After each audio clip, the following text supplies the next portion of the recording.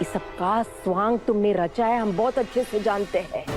हमारी बिटिया के दर्द को और कुरेदना चाहती थी तुम, इसलिए तुमने अपनी प्यारी बिमला आंटी को हमारे घर में बुलाई और ये सब करवाए तुमने। आप गलत समझ रहे हैं हमको। गलत तो तुम हमको समझ रही हो, लेकिन जब तक हम जिंदा है ऐसा कभी होने नहीं देंगे।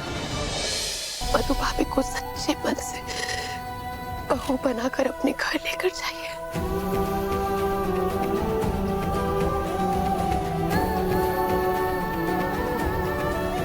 गलतियां तो हुई है ना, और आप बड़ी है, तो हमें ऐसा लगता है कि आपको भाभी से माफी मांग लेनी चाहिए। इतने सालों से आपने उनको उनके पति से दूर रखा, तो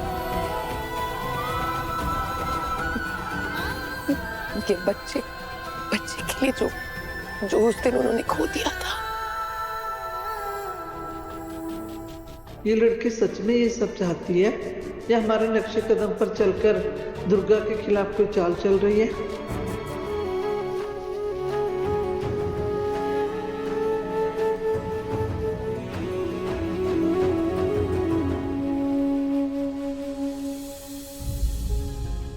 मधु, हम तो सोचते थे तुम्हें सिर्फ मर्दों को रिझाना आता है।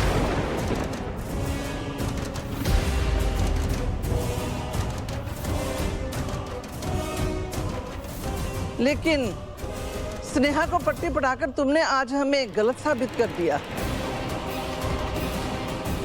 तुम माँ बेटी दोनों बेशर्म हो, ये तो हम जानते थे, लेकिन किस हद तक गिर जाओगे ये हमने सोचा भी नहीं था। तुम्हारा गुंडा भाई स्नेहा की मांग में सिंदूर भर के यहाँ ले आया, और तुमको क्या लगा तुम उसके कान भर के उसके जरिए हमको मजबूर करोगी? बिमला, जबान संभाल कर। तुम दोनों माँ बेटी पर। मौसी, कैसे बात कर रहे हैं आप? तुम चुप करो स्नेहा, तुमने सोच कैसे लिया कि इस बदचलन लड़की को? एक शब्द नहीं हमारी बेटी के खिलाफ। तुम भी चुप ही रहो। इस बदचलन लड़की को अपने घर ले जाकर माहौल गंदा नहीं करेंगे।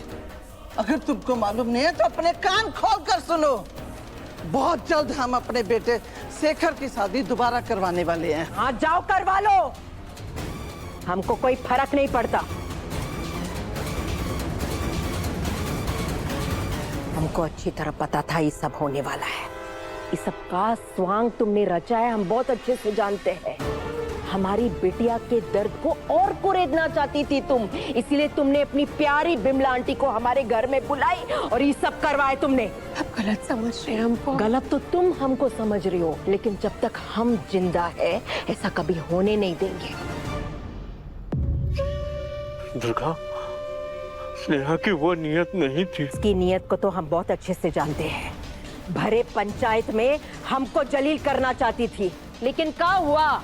कुछ नहीं। इसलिए ये नया तरीका अपनाया। हमारे घर में हमारी दुश्मन को बुलाकर हमारी बेटी को जलील करवाना चाहती थी हमारे सामने। बस हो गया, अब बर्दाश्त नहीं करेंगे हम।